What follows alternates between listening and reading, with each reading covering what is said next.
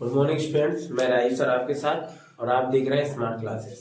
ठीक है, यहाँ कराया जा रहा है आपको हाई स्कूल की मैथ का अनसॉल्व पेपर फुल सॉल्यूशन।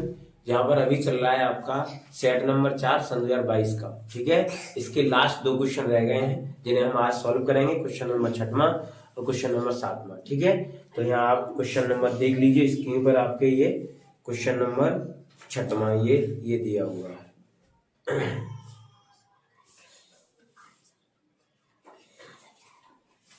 ठीक है, ये 6वां क्वेश्चन है, मैं पढ़ता हूँ। 6वें का क्या दिया है कि के का धनात्मक मान ज्ञात कीजिए जिसके लिए समीकरण x² प्लस के एक्स प्लस 64 इक्वल टू 0 और x² माइनस 8x प्लस के इक्वल टू 0 के दोनों मूल वास्तविक होंगे। ठीक है, तो मूल वास्तविक होंगे, इसके लिए हमें क्या करना है, पहले तो मैं समीकरणों को लिख लेता हूँ। 6वें का क्वेश्चन नंबर 6वें का दोनों समीकरण में लिख लेता हूं सबसे पहले, दोनों के दोनों। ठीक है,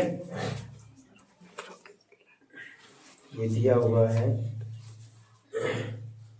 x² माइनस के 8x प्लस के इक्वल टू 0 और दूसरा लिखा है, नहीं ये पहला वाला है, दूसरा वाला है ये लिखो पहला, x² प्लस के एक्स और प्लस के 64 इक्वल टू 0 और सेकंड है x² माइनस के 8x प्लस के इक्वल टू 0।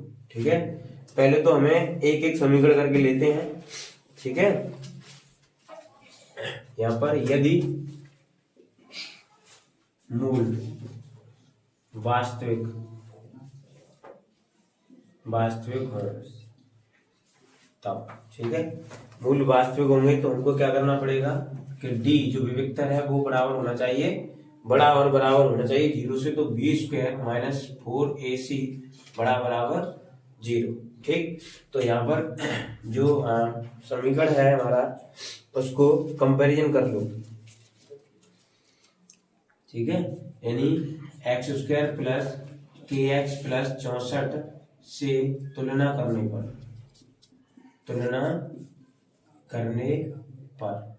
a बराबर आएगा 1, b बराबर आएगा k और c बराबर आएगा 64। इसमें वैल्यू रख दो ये, तो यहाँ पर k का स्क्वायर माइनस 4 इंटू 1 इंटू 64 बड़ा है बराबर है 0, तो k स्क्वायर बड़ा है बराबर है, ये कितना हो जाएगा, यहाँ से हो जाएगा आपका 256, ये माइनस के 256 बड़ा बराबर 0 और के स्क्वायर बड़ा बराबर 256 और के बड़ा बराबर 256 किसका वर्ग होता है आपका 16 का। ठीक है, ये हो गया। अब इसी प्रकार से समीकरण नंबर हमको दूसरा लेना है। ठीक है, सेकंड इक्वेशन भी लेनी है इसी प्रकार से, जैसे यदि मूल वास्तविक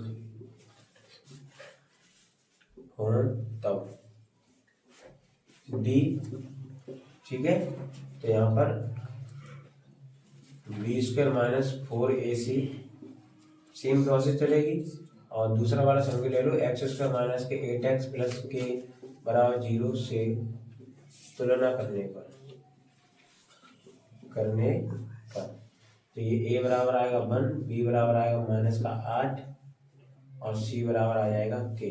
ठीक है, ये वैल्यू इसमें पुट कर दो, तो माइनस के 8 का वर्ग माइनस 4 इंटू 1 इंटू के बड़ा बराबर 0, तो ये हो जाएगा 64 माइनस 4 के बड़ा बराबर 0 और 64 बड़ा बराबर 4 के, तो यहाँ से 4 का डिवाइड करेंगे तो 16 बड़ा बराबर है के, ये आ गया यहाँ पर, और यहाँ आया के बड़ा बराबर 16। तो यहाँ देखो ये यहाँ 16 बड़ा है या के बड़ा है, लेकिन एक चिन्ह कॉमन है, क्या, बराबर वाला। दोनों का कौन सा चिन्ह कॉमन है, बराबर। तो यहाँ पर लिख दो के का मान जिसके लिए दोनों समीकरण के मूल वास्तविक होंगे, के का मान जिसके लिए दोनों समीकरणों के मूल वास्तविक होंगे, होंगे। ठीक है, तो वो क्या होगा आपका k बराबर 16। ठीक है, k बराबर यहाँ पर आ जाएगा हमारा 16 और यही हमारे इस सवाल का आंसर है। अच्छा सवाल है, ध्यान रखें इन सवालों में बच्चे गलतियां करते हैं। बहुत ज्यादा सरल सवाल है, कुछ नहीं करना। कंपेरिजन करके इसमें अगर विविक्तर, ये विविक्तर करके भी सवाल आता है, मैंने एक वीडियो में बनाया आपको विविक्तर, इसको डी को विविक्तर कहते हैं। ठीक है, लिख लो बराबर से इसको। अगला क्वेश्चन है इसका 6वें का खा।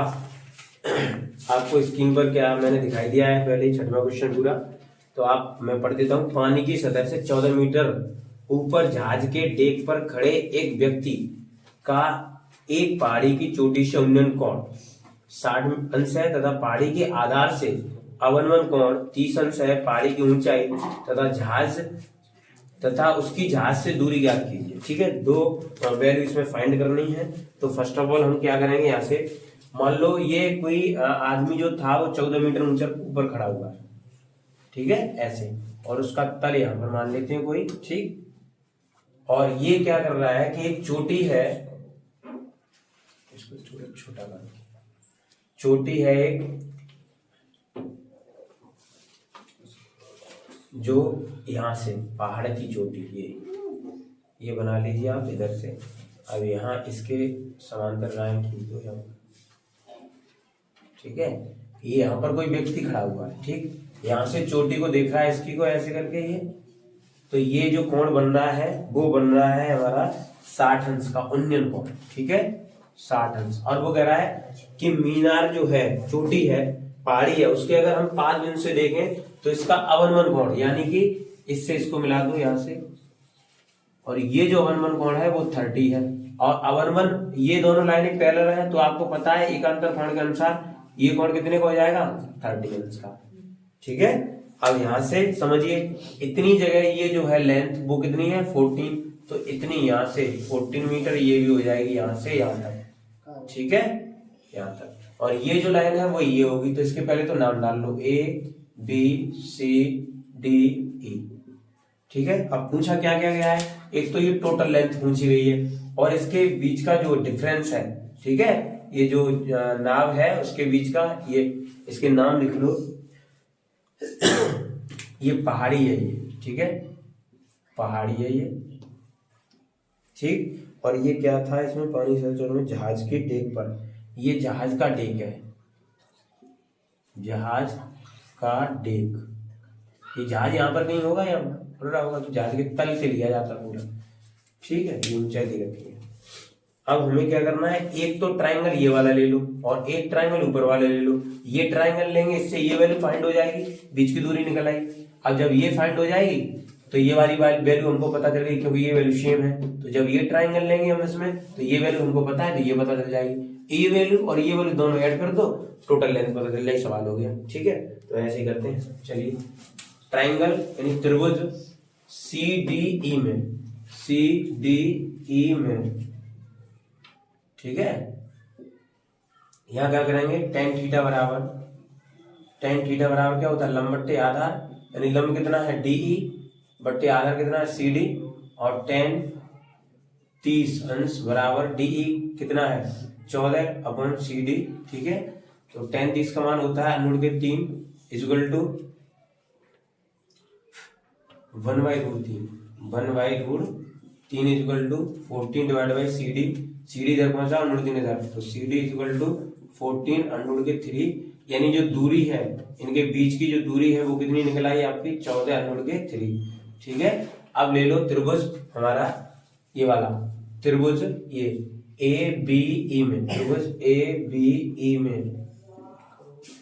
ठीक है, त्रिभुज ABE में। ठीक है, tan थीटा बराबर लंब बट्टे आधार, लंब है हमारा AB और आधार है BE। थीटा का कितना कोण मान है 60 बराबर, AB का मान कितना है हमको पता नहीं है, फाइंड करना है। और BE देखो, ये देखो BE, ये 14√3, यहाँ पर ये 14√3 आ गया ये मान, तो यही मान ये होगा 14√3, ये यहाँ से लेकर यहाँ तक पूरा। ठीक है, तो यहाँ पर वैल्यू पुट कर दो BE की 14/3। ठीक है, ये होता है आपका अनुड़ के 3 इक्वल टू AB अपॉन 14 अनुड़ के 3। इसका मल्टीप्लाई कर दो, आप कैंची का मल्टीप्लाई करोगे तो ये आएगा AB इक्वल टू 14 मल्टीप्लाई अनुड़ 3 करोगे तो 3 हो जाएगा, तो AB इक्वल टू 42। ठीक है, ये आ गया AB की लेंथ, यानी ये इतनी 42 आ गई। ठीक है, तो यहां से अगर हम टोटल लेंथ की बात करें, कुल ऊंचाई, तो कुल ऊंचाई बराबर कुल ऊंचाई, पहाड़ी की ऊंचाई, ठीक है, कुल ऊंचाई बराबर कितनी हो जाएगी, AB प्लस BC। तो AB कितना हमने निकाला अभी 42 प्लस BC पहले से कितना दिया है 14, तो ये हो जाएगा आपका 6 और 5 56 मीटर। ठीक है, टोटल लेंथ। ये दोनों आंसर आ गए आपके, एक तो ये दूरी इनके बीच की और ये टोटल लेंथ। समझ में आ गया सवाल? बहुत अच्छा सवाल है और एग्जाम में ये ज्यादातर इस तरीके के सवाल बनते रहते हैं, तो इसको ढंग से पढ़ें, वीडियो को अच्छी तरह देखें ताकि ये समझ में आ जाए। ठीक है, अगला सवाल है छठवें का गा आपका। ये है एक ठोस खिलौना एक अर्धगोले के आकार का है जिस पर एक लंबवृत्तीय शंकु अध्यारोपित है। इस शंकु की ऊंचाई 2 सेंटीमीटर और आधार का व्यास 4 सेंटीमीटर है। इस खिलौने का आयतन ज्ञात कीजिए। यदि एक लंबवृत्तीय बेलन इस खिलौने के परिगत का मतलब होता है बाहर हो तो बेलन और खिलौने के आयतनों का अंतर ज्ञात कीजिए। ठीक है, छठवें का है ये पार्ट नंबर गा, छठवें का गा पार्ट है। ठीक, शुरुआत करते हैं इसको करने की। फर्स्ट ऑफ ऑल हम इसका फिगर बना लेते हैं। ठीक है, मान लो एक बेलन के अंदर बना हुआ है, क्या बना है वो आप समझिएगा।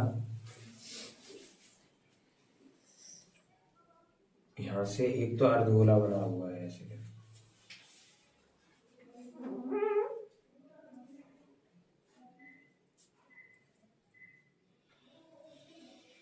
ठीक है, ये अर्धगोला है, इस पर बना हुआ है शंकु। ठीक, ये अध्यारोपित है, इस प्रकार से चित्र बनेगा।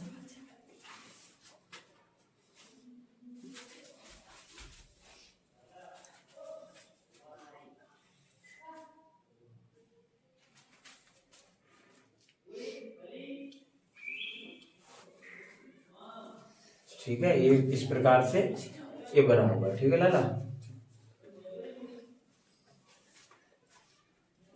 ठीक, ये बना हुआ है। अब इसमें ये कह रहा है कि शंकु की ऊंचाई 2 सेंटीमीटर है, 2 सेंटीमीटर है ये शंकु की हाइट। ठीक है, और कह रहा है आधार व्यास 4 सेंटीमीटर है। ये टोटल 4 है, यहां से यहां तक 4 सेंटीमीटर है इसका, सभी का होगा, इसका भी, इसका भी, इसका भी टोटल। तो यहां से ये जो आर है वो कितनी हो जाएगी, यहां से 2 सेंटीमीटर ये हो गई, और 2 ही इधर साइड भी हो जाएगी 2 सेंटीमीटर।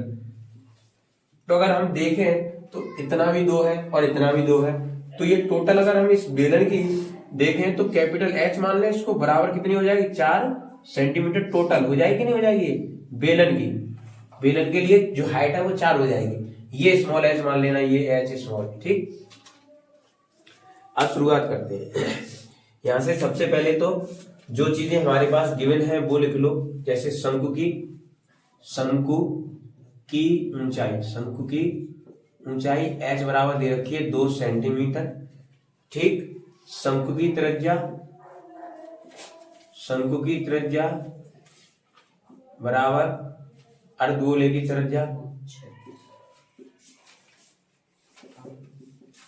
त्रिज्या बराबर 2 सेंटीमीटर। ठीक है, इतना हो गया। और अगर हम बेलन की बात करें, ये बेलन की त्रिज्या भी यही रहेगी। ठीक, बेलन की त्रिज्या भी यही रहेगी, मान लो बेलन की त्रिज्या बराबर भी 2 सेंटीमीटर रहेगी, और बेलन की हाइट, बेलन की ऊंचाई, ये कैपिटल H मान लेना, बराबर है 4 सेंटीमीटर। अब निकालते हैं हम इसमें से खिलौने का आयतन। खिलौने का आयतन बराबर, जो ये खिलौना है इतना है केवल। ठीक है, ये बेलन तो ऊपर से परिगत है। ठीक है, खिलौना, तो इसमें एक शंकु है एक अर्धगोला है, बराबर शंकु का आयतन प्लस अर्धगोले का आयतन, अर्धगोले का आयतन। शंकु का आयतन क्या होता है, शंकु का आयतन होता है आपका 1/3 पाई आर स्क्वायर एच प्लस अर्धगोला का क्या होता है 4/3 पूरे गोले का होता है, तो अर्धगोले का होगा 2/3 पाई आर क्यूब। ठीक है, ये हो गया। यहाँ से क्या करें हम 1/3 पाई आर स्क्वायर कॉमन ले लें, तो यहाँ से क्या बचेगा H plus 2r। Value put कर दो 1/3 इंटू 3.14, इसमें वैल्यू दे रखी है, पाई की वैल्यू उसने दे रखी है 3.14 लगानी है, मल्टीप्लाई आर स्मॉल, देखो सभी की आर 2 ही दे रखी है, 2 का वर्ग, और ये ब्रैकेट में एच का मान कितना दे रखा है 2 प्लस 2 मल्टीप्लाई 2। ठीक है, तो यहाँ से 1/3 मल्टीप्लाई 3.14 गुणा 4, और ये गुणा में कितना हो गया 2 दूनी 4 और 2 6, इसको 3 से इसको 2 बार काट लो, ये बचा 3.14 गुणा 4 गुणा 2, तो ये 3.14 गुणा 8, इसका गुणा कर लो, तो 8 × 32 की 2 हासिल 3, 8 × 8 3 11 1 हासिल लगी 1, 8 × 24 और 1 25, 25.2 सेमी क्यूब आएगा, आयतन है तो सेमी क्यूब आ गया 25.12। ये आ गया हमारे ये जो खिलौना है ना इसका वॉल्यूम आ गया। ठीक है, अब हमको निकालना है कि वो कह रहा है खिलौने और जो बेलन है इसका अंतर बताओ, इनके आयतनों का अंतर बताओ।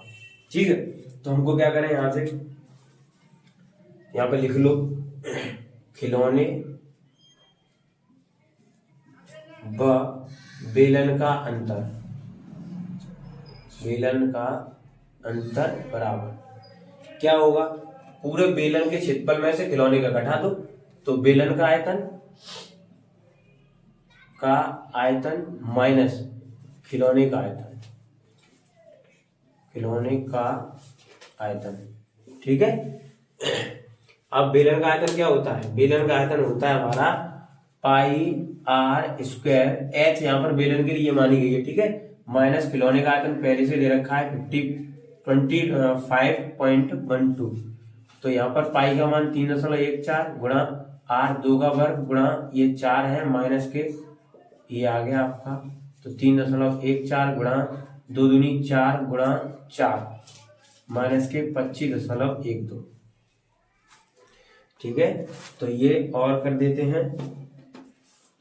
ठीक है, ये यहाँ पर 3.14 गुणा 4 × 16 माइनस 25.12। ठीक, अब इसको और हल कर लो, इसका मल्टीप्लाई,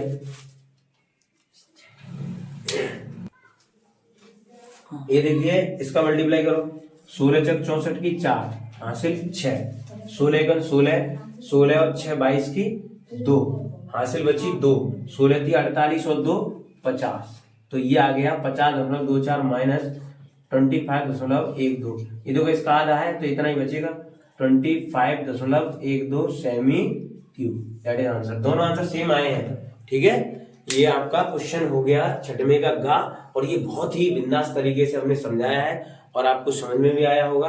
दूसरी बात ये, ठीक है, लिख लो,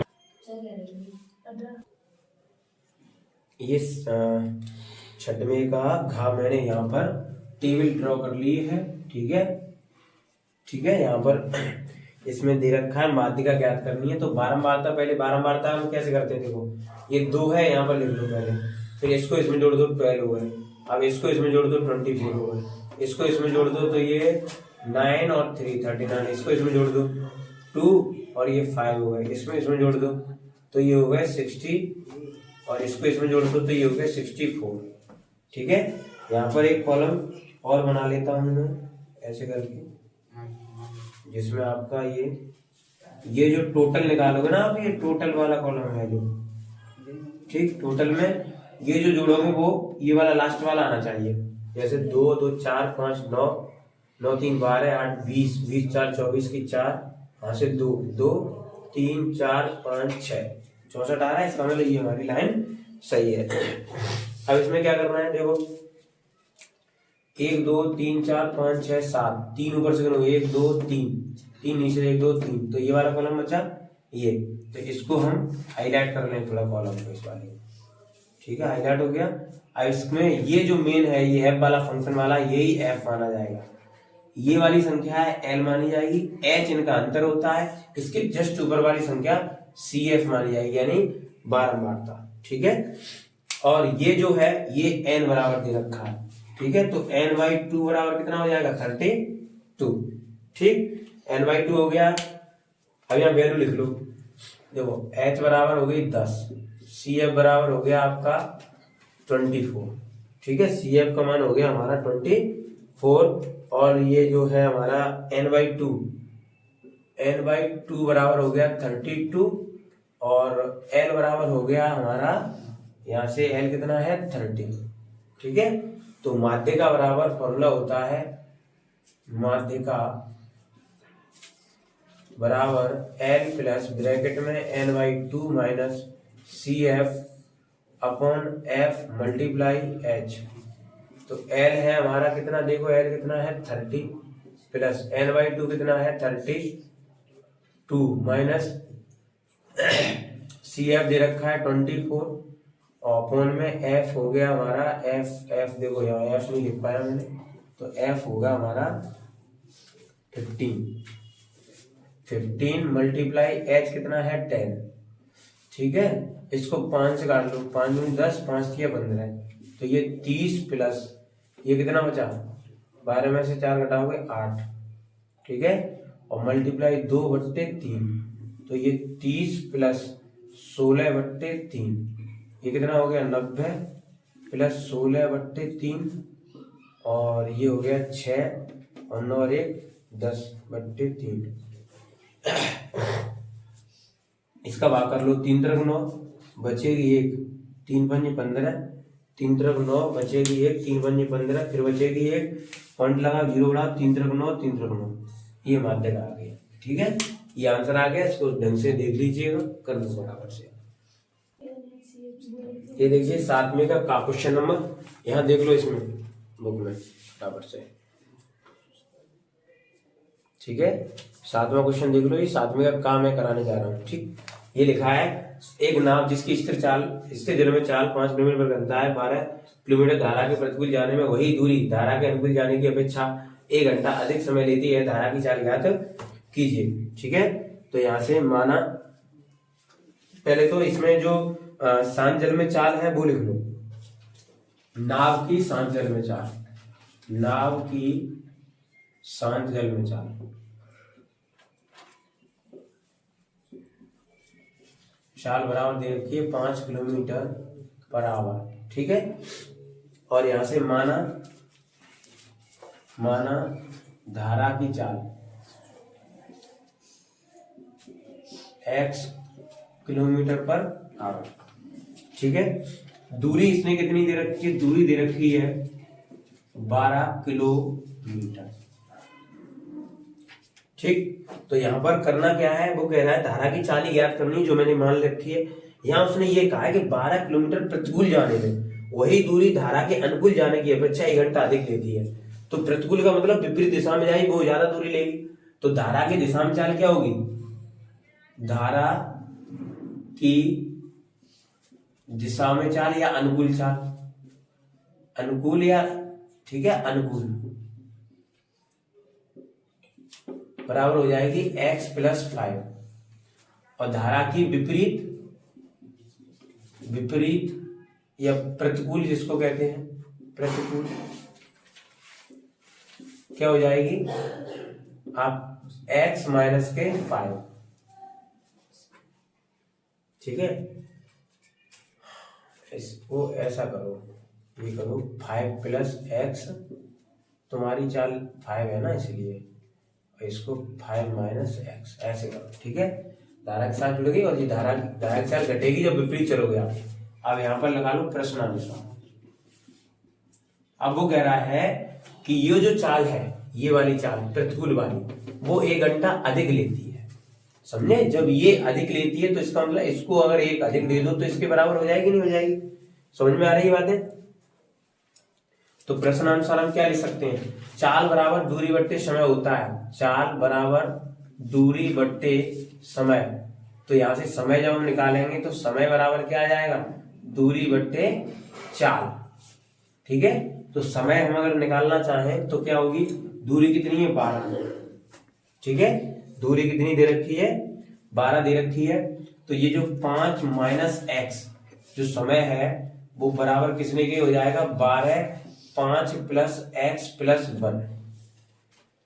क्या कहा था उसने कि प्रतिकूल में समय ज्यादा लगता है, कितना, 1 घंटा ज्यादा। तो मैंने इस वाली दूरी में, इस वाले समय में 1 घंटा जोड़ दिया, ये समय है, ये क्या है, समय, दूरी बट्टे 4, तो ये समय हो गया, इसमें 1 घंटा जोड़ दिया, इसके बराबर हो गया। इसको हल कर लो, 12/5 minus x minus 12/5 plus x बराबर 1। एलसीएम ले लो, 5 माइनस एक्स और 5 प्लस एक्स, और ये 12 बाहर निकाल लो यहाँ से, बराबर 1 है। यहाँ से क्या आ जाएगा, यहाँ से 1 बचेगा ना, तो ये 5 plus x minus 5 minus x ये होगा। ठीक है, तो यहाँ से इधर कर लो, इसको क्या करें हम, 12 को नीचे बट्टे में पहुंचा देंगे, इसको देख लो, ये 5 प्लस एक्स माइनस के 5 माइनस के प्लस के एक्स, ये माइनस माइनस प्लस हो जाएगा, बट्टे ये हो जाएगा 5 का वर्ग माइनस एक्स का वर्ग और बराबर 1/12। ठीक, तो ये ऊपर से एक्स एक्स कट जाएंगे, 5 कट जाएंगे, ये बचेंगे 2x upon 25 minus x square बराबर 1/12। 12 को इसमें गुणा कर दो, 12 दूनी 24x बराबर 25 माइनस एक्स स्क्वायर। ठीक है, तो ये इधर ले आओ, क्या हो जाएगा, एक्स स्क्वायर प्लस के 24x माइनस के 25 इक्वल टू 0, इसके फैक्टर कर लो, तो ये बचेगा एक्स स्क्वायर प्लस 25 माइनस के 1। ठीक है, 25 से 25 में घटाओगे माइनस के 25 बराबर 0, और ये एक्स स्क्वायर प्लस के 25x माइनस के x माइनस के 25 बराबर 0। ठीक है, यहाँ से x कॉमन ले लो, तो x कॉमन लोगे तो ये क्या बचेगा आपका, x प्लस के 25 और माइनस 1 कॉमन लोगे तो ये भी बचेगा x प्लस के 25 बराबर 0। तो x प्लस के 25 एक ब्रैकेट में और x माइनस 1 एक ब्रैकेट में बराबर 0। ठीक, अब इन दोनों को, इसको रखो, इसको 0 कर दो, इसको रखो, इसको 0 कर दो। ठीक, तो x बराबर कितना आएगा, माइनस के 25 या कितना आएगा 1, तो x बराबर, ये नेगेटिव वाली वैल्यू नहीं ली जाएगी, कौन सी ली जाएगी, पॉजिटिव। तो धारा की चाल कितनी आ गई यहाँ पर, धारा की चाल आ गई आपकी 1 किलोमीटर पर आवर। समझ में आ रही है बात, हाँ, इसको लिख लो फटाफट से और डाल लो।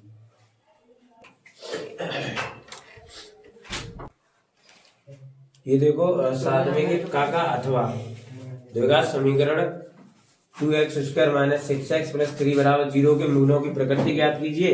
यदि मूल वास्तविक है तो उन्हें ज्ञात कीजिए। ठीक है, तो मूलों की प्रकृति, पहले तो हम समीकरण को लिख लेते हैं, 2x स्क्वायर माइनस के 6x प्लस के 3 इक्वल टू 0। ठीक है, मूलों की प्रकृति चेक करने के लिए हमें को क्या करना पड़ेगा, यहाँ से के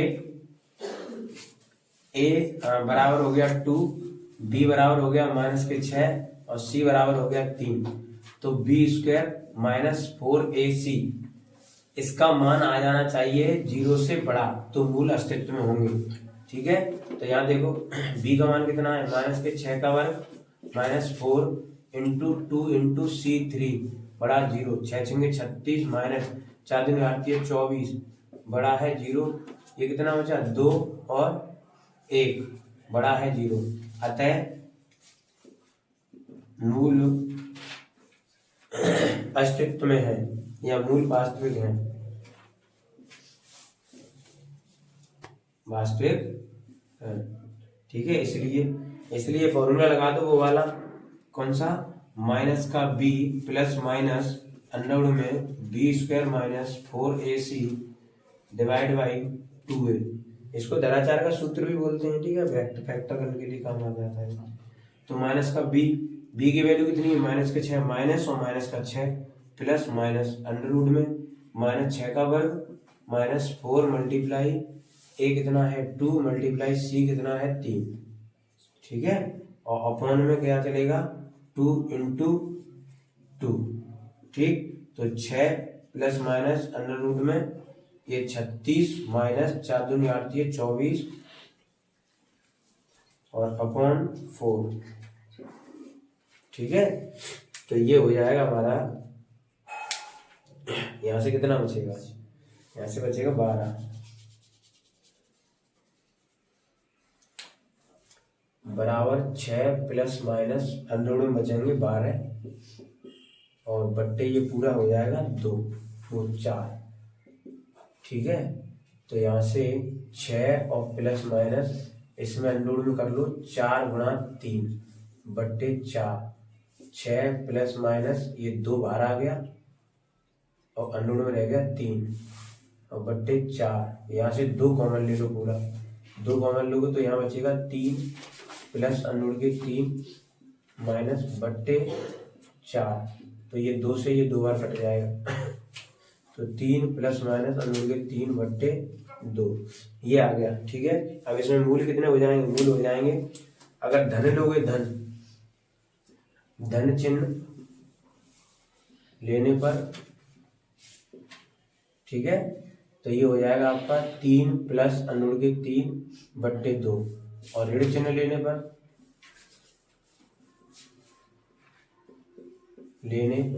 तो ये हो जाएगा आपका 3 माइनस अंडर के 3 बट्टे 2। यही दोनों मूल हैं, ये है और ये है। ठीक है, ये हमारे सवाल का आंसर भी है। ठीक, ये देखो ये 7 में के खा का पहला पार्ट है, ये चित्र बना हुआ है, आप देख लो फटाफट से इसको, ये चित्र बना हुआ है। ठीक है, ये मैंने चित्र यहाँ ड्रॉ कर लिया है, तो इसमें कुछ नहीं है, केवल AEC त्रिभुज AEC तथा जो त्रिभुज पूछे हैं उन्हीं को ले लो। त्रिभुज ADB में, ठीक है। अब इनमें देखो क्या है, ये देखो एक तो यहाँ पर ये 90 है तो ये भी 90 होगा, समझे कि नहीं समझे? इधर 90 है तो इधर भी 90 होगा, रेखे कोण बनना है, रेखे पे 180 होता है, तो यहाँ पर कोण AEC बराबर होगा कोण ADB। ठीक है, और ये कितने के होगा? 90 के। और इन दोनों में एक कोण ओवेनिस्ट है, ये वाला, ये कोण कैसा है? ओवेनिस्ट, दोनों में आ रहा है, दोनों ट्रायंगल में, यानी कोण A बराबर कोण A कैसा है? ये ओवेनिस्ट कॉमन कोण है। ठीक है, दोनों में आ रहा है, तो ये इसलिए AA समरूपता कसौटी से, समरूपता कसौटी से। ठीक है, तो त्रिभुज AEC बराबर होगा, ठीक है, सॉरी समरूप होगा त्रिभुज ADB के, और यही प्रूफ करवाया था। ठीक है, फटाफट से इसको लिख लीजिए। ये देखिए सेकंड पार्ट, ये कह रहा है आपका त्रिभुज ABC एक समद्विबाहु त्रिभुज है जिसमें AB बराबर BC और AB स्क्वायर बराबर 2AC स्क्वायर। तो सिद्ध कीजिए त्रिभुज ABC एक समकोण त्रिभुज है। तो हमें इसमें प्रूफ करना है समकोण त्रिभुज है या नहीं है। समझ में आ रही बात? ये अब इसको ये त्रिभुज पहले हम बना लेते हैं, ठीक है, यहां से इसको A, इसको C मान लो और इसको B। यहाँ पर ये भुजा इसके बराबर है, ठीक है, AC बराबर है, उसने दे रखा है AC बराबर है BC के, ठीक, और कह रखा है दिया है क्या दिया है? दिया है, देखो क्या दिया है, AC बराबर है BC के, ठीक, और क्या दे रखा है? और दे रखा है AB स्क्वायर बराबर 2AB square, 2AC square, 2AC square. तो इसको हम AB स्क्वायर बराबर, इसको ऐसे लिख लें AC square plus AC square, और AB स्क्वायर बराबर यहाँ AC की जगह BC रख लें।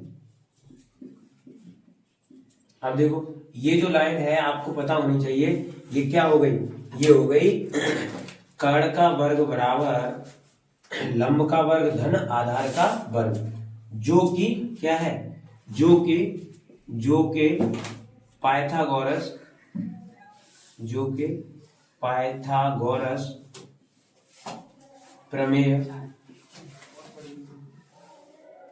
प्रमेय को सिद्ध करती है।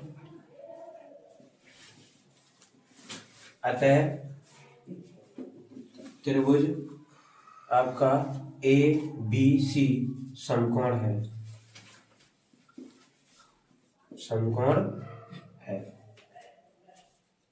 ठीक, दैट्स इज आंसर।